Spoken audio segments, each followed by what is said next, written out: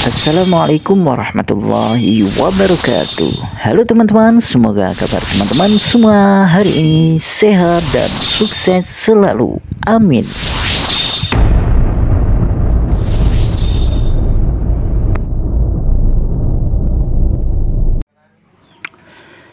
Baik teman-teman, kita jumpa kembali di kesempatan hari ini. Dan untuk di video kali ini kami sedang akan melakukan perbaikan kulkas keluarga, dimana kulkasnya ini hidup tapi tidak mau dingin ya teman-teman.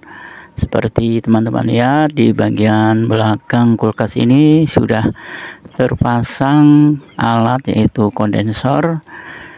Berarti ini menandakan belum lama dilakukan perbaikan, namun kulkas ini kembali rusak teman-teman. Baik teman-teman, untuk itu kita akan mencari apa penyebab daripada kerusakan kulkas ini. Karena kulkas ini sudah melakukan penggantian kondensor, yang jelas jika tidak kembali dingin tentunya ada bagian yang lain yang bocor ya teman-teman. Nanti kita akan mencoba mencari untuk letak titik kebocorannya di mana, dan kita akan mencoba untuk mencarinya selanjutnya di bagian evaporatornya ya teman-teman, atau di bagian freezernya. Dan kita potong bagian pipa di bagian out daripada evaporator atau pipa hisapnya ya teman-teman. Untuk di bagian pipa hisapnya kita potong dan kita rapatkan, kita las, lalu kita beri tekanan angin ya teman-teman. Kita hidupkan kompresornya, kita berikan tekanan angin, jadi nanti angin akan tertahan di bagian evaporator ya teman-teman. Jadi kita bisa mencari nanti titik kebocorannya, apakah letaknya di bagian evaporatornya atau di bagian pipa hisapnya atau di pipa kapilernya.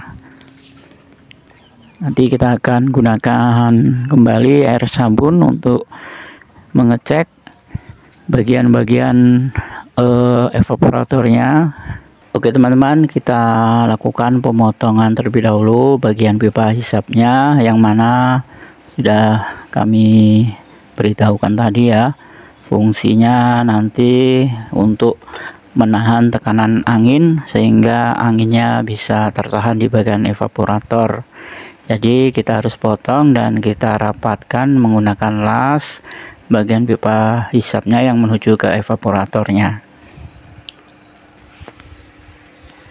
Cara ini lebih mudah, lebih cepat, lebih simpel ya teman-teman, daripada kita harus melepas keseluruhan bagian evaporatornya dan kita harus turunkan, harus kita rendam ke bak air, dan tentunya itu sangat repot. Sebenarnya memang lebih cepat menemukan titik kebocorannya ya teman-teman, jika kita melepas bagian evaporatornya lalu kita rendamkan dan diberi tekanan udara.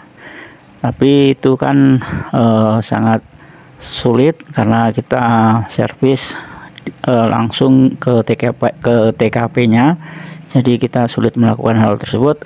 Maka yang kita sering lakukan ialah seperti ini ya, kita berikan tekanan di bagian evaporator dengan cara kita potong pipa hisapnya, lalu kita rapatkan dan lalu kita tekan atau kita dorong menggunakan tekanan kompresor. Jika teman-teman melakukan perbaikan didampingi dengan teman, itu sangat mudah sekali ya. Salah satu kita itu ada yang menekan di bagian pipanya, dan salah satunya ada yang mengontrol di bagian evaporator dan diberikan sabun sambil kita tekan. Itu akan lebih mudah jika kita kerja dua orang. Tapi jika teman-teman bekerja hanya sendirian, tidak ada rekan untuk menemani, maka teman-teman yang harus teman-teman lakukan seperti ini ya. Teman-teman harus rapatkan terlebih dahulu bagian pipa out daripada evaporatornya dengan menggunakan las, lalu berikan tekanan udara dengan menghidupkan kompresornya. Kira-kira 1 menit sudah cukup, karena nanti jika memberikan tekanan yang kelamaan atau berlebihan, nanti khawatirnya bagian evaporator itu akan melengkung karena tingginya tekanan. Oke teman-teman, sudah kita lakukan dorongan angin atau penekanan, dan benar saja sudah kita ketemukan di bagian yang bocor ialah di pangkal evaporatornya teman-teman. Di pangkal ujung evaporator antara pipa tembaganya dan pipa aluminiumnya ini, di bagian pipa aluminiumnya ini terjadi korosi atau kropos.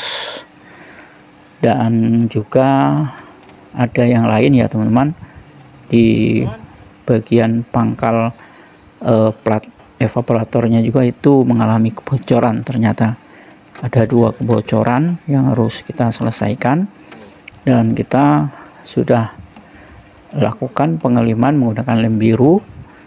Ini dia lemnya, lem khusus untuk penambalan, dan setelah itu kita lapisi menggunakan lem steel atau lem besi. Ini gunanya untuk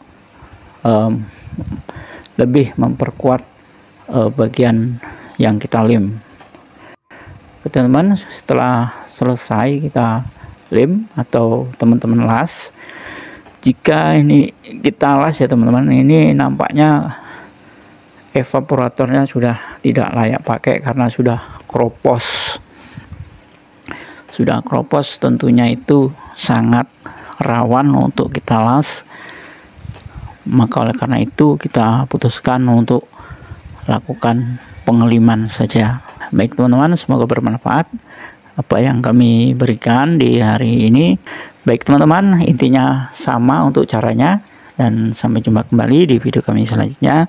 Dan kami akhiri, wassalamualaikum warahmatullahi wabarakatuh.